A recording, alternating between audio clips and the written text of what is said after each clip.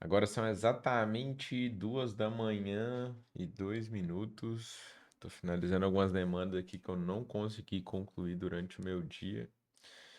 E vim trazer uma reflexão para vocês aqui que eu vejo muita gente falando sobre o equilíbrio, né? Você precisa equilibrar várias áreas da sua vida para você conseguir ter o tal do sucesso que essas pessoas desenvolvem. Mas a grande verdade mesmo que eu vejo na prática é para você fazer alguma coisa, principalmente se está começando do zero, em algum momento da sua vida você precisa ter um desequilíbrio, né? Tem uma frase que eu vejo propaganda na internet, não sei quem é o autor, mas que a intensidade distorce o tempo.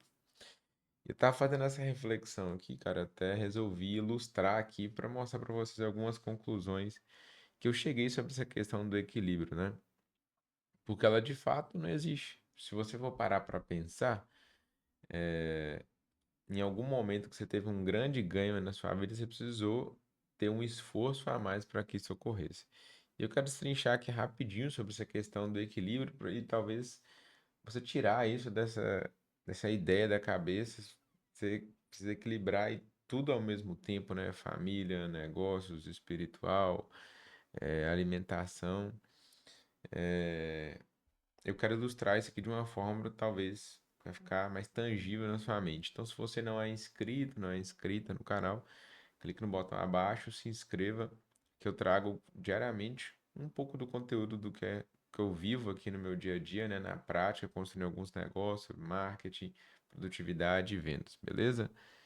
Então, se você pegar aqui, cara, existe um mito aqui que ele fala que a gente precisa conciliar todas essas áreas aqui, dedicar a 10% de cada área dessa aqui para você conseguir crescer. Só que na verdade, se você fizer isso, o que você vai ter é uma ansiedade generalizada, né? Porque você vai estar com um pouquinho aqui de cada coisa e não vai ter nada no final das contas. Eu vi até um vídeo do Pondé falando isso há uns dias atrás, que esse aqui é o principal receita da ansiedade. Você dá 10% de cada coisa aqui na sua vida, de cada área da sua vida, e no final das contas você não vai ser nada, né? Não vai ser extraordinário em nada. Você vai ser um excelente mediano, tá?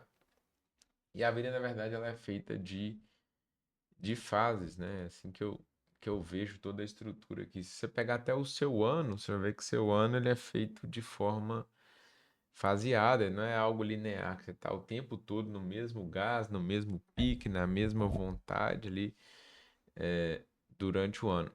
E você consegue ver o equilíbrio, ele se ajusta no longo prazo, que eles querem vender que você tem que estar. A vida, na verdade, virou um famoso checklist, né? Esse que é o ponto aqui que eles tentam vender para nós. E eu vejo que isso tem virado uma indústria também, né? A indústria do equilíbrio, tem que estar sempre saudável, tem que estar sempre produtivo, tem que estar sempre desenvolvendo tudo aquilo ali. Só que, na verdade, as coisas não funcionam assim. Eu acho que a maior lição, diria assim, que a gente pode tirar disso aqui é que toda prioridade, na verdade, ela é um desequilíbrio.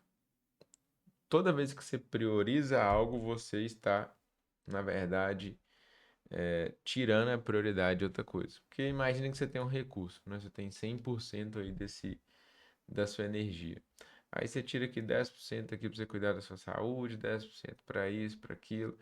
Quando você vai ver seu recurso, sua lista de demanda ela é infinita, só que o seu recurso é escasso.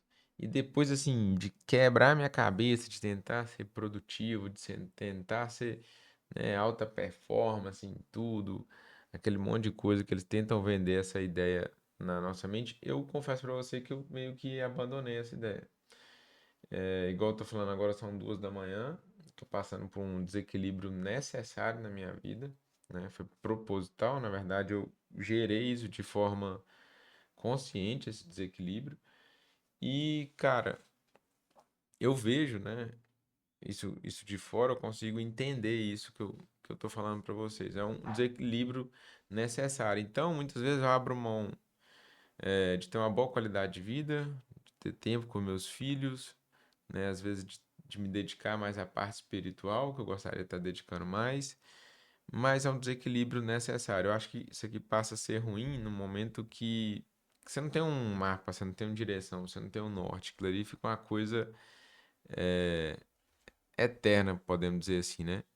Então, acho que esse quadrinho ilustra muito bem aqui, quando você começa a direcionar suas áreas e dispersar aqui para várias coisas. Como eu disse, não cuidar da saúde, né? Que, tipo, eu sou muito negligente, então, pessoal, eu tenho uma alimentação razoável, né? Regrado, mas não é aquele, tipo... A verdade é que o cara que ele foca, por exemplo, ser maromba, etc., ele não tem tempo para ganhar dinheiro, velho. A não ser que ele faça daquilo ali o esporte dele. Aí a gente tem um ponto. Mas o cara que fica 100% focado em cuidar do músculo, e saúde, e, cara, ficar fortão, aquela coisa toda, ele não tem tempo de ganhar dinheiro porque ele tá distraído com aquilo ali. Então, não faz sentido nenhum você pegar a sua energia e diluir para as coisas que não são o momento para você diluir e ter sua energia dispersa. Então, quando você tá vendo esse exemplo, cara, ele ilustra exatamente isso que a gente está falando.